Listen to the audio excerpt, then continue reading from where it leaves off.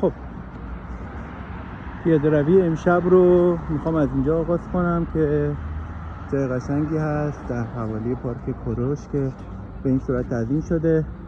قبل از شروع ویدیو میخواستم خواهش کنم که اگه امکان داره سابسکرایب بکنید، چون ویوی کانال ما خوب هست ولی تعداد در واقع اعضا بسیار کم هست به نسبت و من خواهشمندم که این کار رو انجام بدید. در وهله دوم میخواستم ابراز همدردی بکنم با مردم عزیز ایران، مردم کشورم، و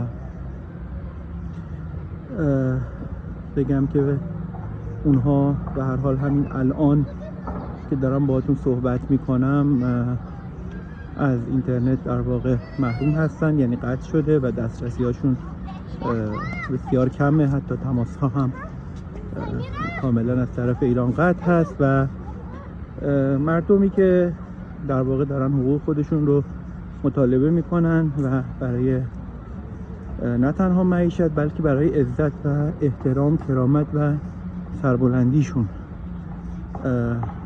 مبارزه میکنن و امیدوارم که هر اتفاقی که میفته به خیر و صلاح مردم عزیز کشورم باشه.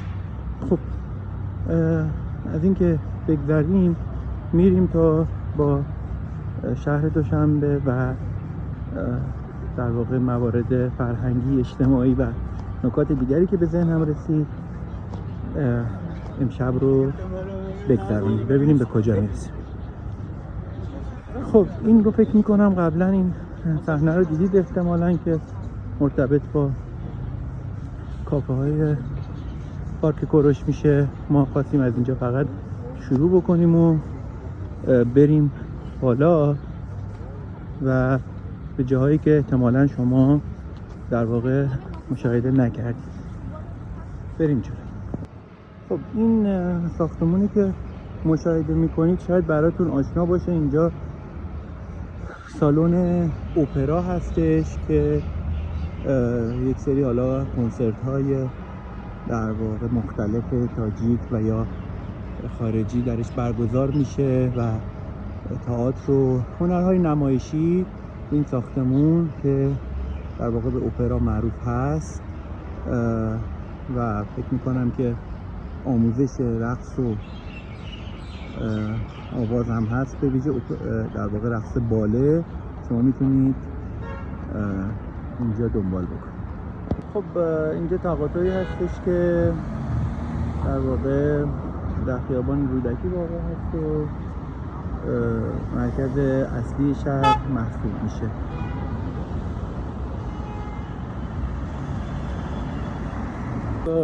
ما فعلا میخوایم تو مسیر خیابان رودکی ادامه بدیم، چون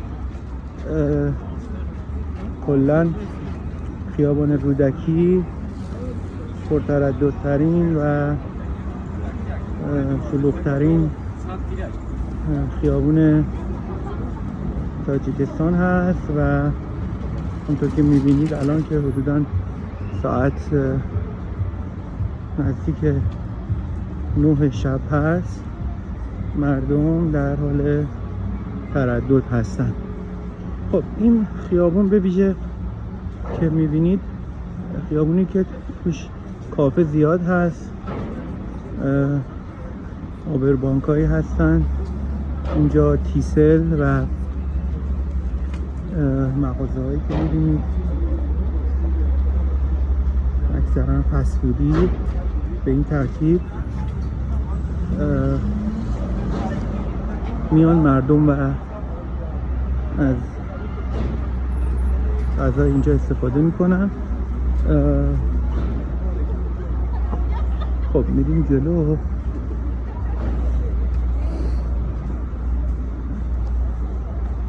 ببینید یه فسفود دیگه اینجاست. پشت سر من یه دوست چینی هست که صداش رو میشنوم، ایشون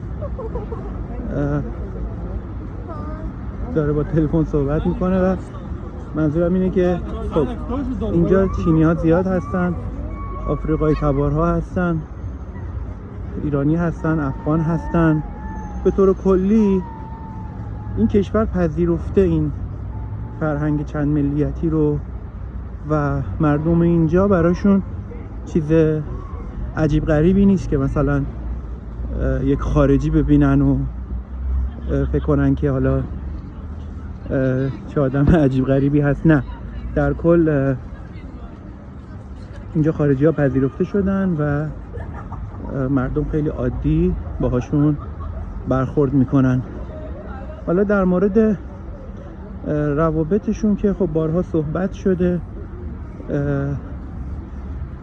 با ایرانی‌ها که خب عمدتاً خوب هستن، روابط خیلی خوبه، عالیه، ازشون ممنون هستیم.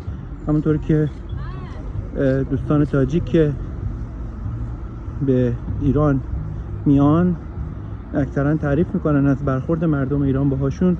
اخیراً یه دوستی داشتیم که به کیش مسافرت کرده بودن و بعد از برگشت با خانواده هم بودن. خیلی از رسم و رسوم، از آداب در واقع مهمان نوازی و احترامات مردم ایران به نیکی یاد کردن که باعث سربلندی ما هم شد و ما بسیار خوشحال شدیم و امیدوارم همچنان همینطور باقی بمونه و قطعا باقی خواهد ماند. باش. خب این تذکری داد به من، فکر میکنم گفت چیز روشنه که خاموشش کنم. یه لحظه اجازه بدیم.